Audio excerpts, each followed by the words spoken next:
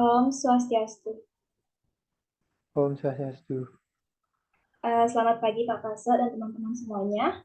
Baik, di sini kami dari kelompok 9 akan mempresentasikan materi berjudul Kurikulum 2013 pada pendidikan sekolah menengah pertama dan Kurikulum Merdeka Belajar. Baik, sebelum itu izinkan kami memperkenalkan diri terlebih dahulu.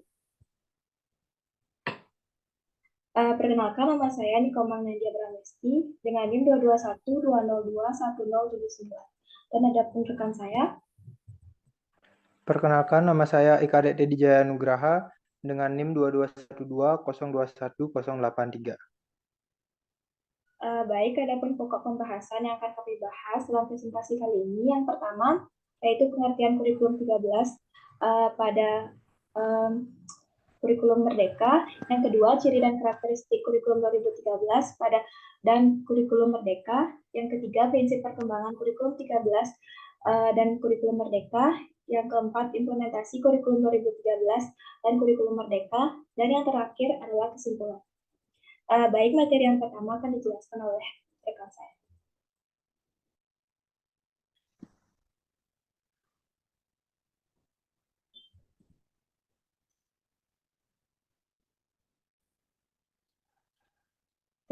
Baik, yang pertama yaitu pengertian.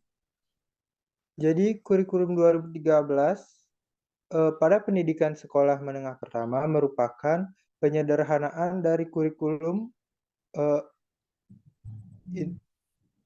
sebelumnya dan merupakan tematik integratif yang dimana berarti kurikulum ini mampu disajikan dalam proses belajar mengajar khususnya pada pendidikan menengah pertama dengan berorientasi pada konten atau materi ajar terintegrasi dengan disiplin ilmu lainnya.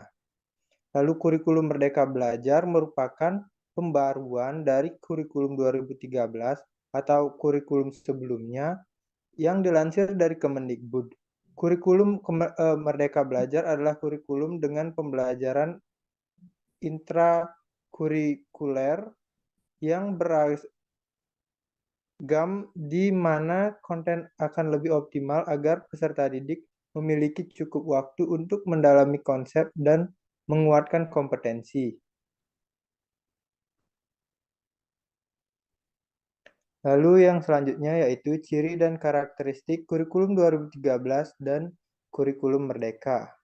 Ciri dan karakter kurikulum 2013 yang pertama yaitu pengembangan kompetensi berimbang, yaitu mengembangkan keseimbangan antara sikap spiritual dan sosial pengetahuan dan keterampilan serta menerapkannya dalam berbagai situasi di sekolah dan masyarakat. Lalu yang selanjutnya yaitu kontekstualisasi sekolah, yaitu menempatkan sekolah sebagai bagian dari masyarakat yang memberikan pengalaman belajar agar peserta didik mampu menerapkan apa yang dipelajari di sekolah ke masyarakat dan memanfaatkan masyarakat sebagai sumber belajar. Lalu yang selanjutnya yaitu fleksibilitas waktu, yaitu memberi waktu yang cukup leluasa untuk mengembangkan sikap, pengetahuan, dan juga keterampilan. Lalu yang selanjutnya yaitu kompetensi yang rinci, yaitu mengembangkan kompetensi yang dinyatakan dalam bentuk kompetensi inti kelas yang dirinci lebih lanjut dalam kompetensi dasar mata pelajaran. Lalu yang selanjutnya yaitu kompetensi inti sebagai unsur perorganisasi, yaitu mengembangkan kompetensi inti kelas menjadi unsur pengorganisasi atau organizing elements kompetensi dasar. Semua kompetensi dasar dan proses pembelajaran dikembangkan untuk mencapai kompetensi yang dinyatakan dalam kompetensi inti.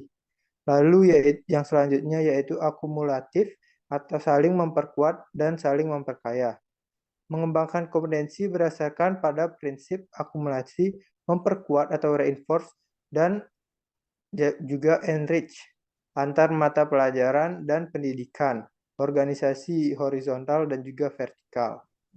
Lalu ciri dan karakteristik kurikulum Merdeka Belajar. Yang pertama yaitu mengembangkan soft skill. Pengembangan soft skills dan juga karakter melalui proyek penguatan profil pelajar Pancasila. Lalu yang selanjutnya yaitu fokus pada materi esensial, yaitu fokus pada materi esensial, relevan, dan mendalam, sehingga ada waktu cukup untuk membangun kreativitas dan inovasi peserta didik dalam mencapai kompetensi dasar seperti literasi dan numerasi. Yang selanjutnya yaitu pembelajaran yang fleksibel. Keleluasaan bagi guru untuk melakukan pembelajaran yang sesuai dengan tahap capaian dan perkembangan peserta didik dan melakukan pembelajaran dengan konteks dan muatan lokal.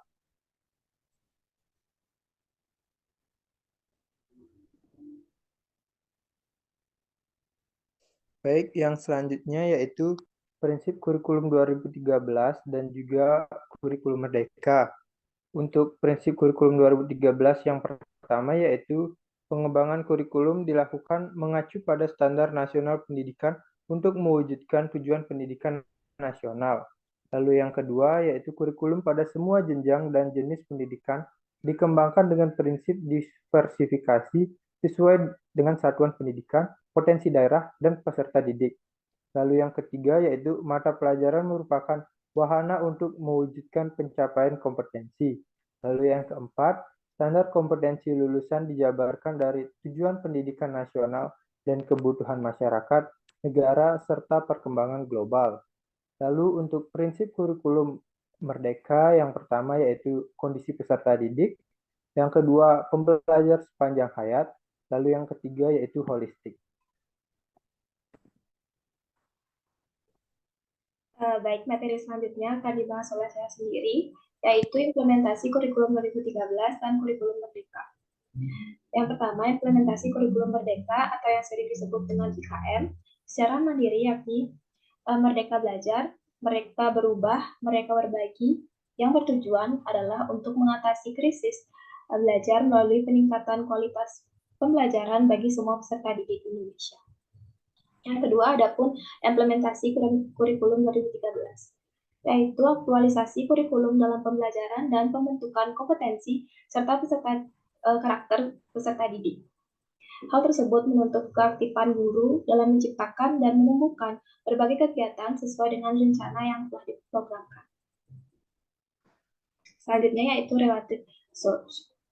Sebenarnya sangat sulit bagi kami untuk menemukan artikel mengenai materi ini, namun kami telah menemukan salah satu jurnal yang berisi yang pertama menurut Nugroho dan Narawatya pada tahun 2022, pada jurnalnya yang berjudul Kurikulum 2013, Kurikulum Darurat 2020 sampai dengan 2021, dan Kurikulum Prototype atau Kurikulum Merdeka 2022, mata pelajaran bahasa Inggris, suatu kajian bandingan. Nyatakan bahwa kesamaan dan kemiripan kurikulum 2013 dan kurikulum merdeka terletak pada rancangan landasan utama kedua kurikulum tersebut, yang tujuan sistem pendidikan nasional dan standar nasional pendidikan, yakni untuk mewujudkan suasana belajar dan proses pembelajaran agar peserta didik secara aktif mengembangkan potensi dirinya untuk memiliki kekuatan spiritual, keagamaan, pengendalian diri, kepribadian, kecerdasan, akhlak mulia, serta keterampilan yang diperlukan dirinya dalam masyarakat, bangsa, maupun negara. Yang terakhir ada pula kesimpulan yang kami dapatkan dari materi ini, yaitu yang pertama, strategi pembelajaran yang digunakan dalam kedua kurikulum ini merupakan strategi pembelajaran heuristik, yang dimana kurikulum ini lebih menuntut pada peserta didik diminta untuk lebih aktif, mampu belajar mandiri, dan menyelesaikan masalah secara mandiri. Yang kedua, kurikulum ini sama-sama menekankan pada kreativitas siswa, seperti siswa diajak untuk bernalar, bertanya, berkomunikasi, dan menciptakan sesuatu atau memecahkan suatu masalah. Yang ketiga, proses belajar mengajar sama-sama dalam kurikulum ini sama-sama lebih menekankan pada penggunaan media pembelajaran yang berupa bentuk teknologi daripada kurikulum sebelumnya atau KTSP. Seperti contohnya penggunaan media ini seperti penggunaan media PPT dalam presentasi dan juga banyak yang lainnya. Yang keempat, yaitu kedua kurikulum ini sama-sama menggunakan tematik terpadu dalam sekolah menengah dasar. Yang terakhir yaitu mengedepankan ekstrakurikuler atau kegiatan yang mampu menampung kreativitas siswa atau peserta didik. Baik, sebagai tambahan, di sini kami cantumkan sumber yang kami dapatkan. Baik, itu saja yang dapat kami sampaikan. Dalam presentasi kali ini kami ucapkan terima kasih. Om Santi Santi Santi.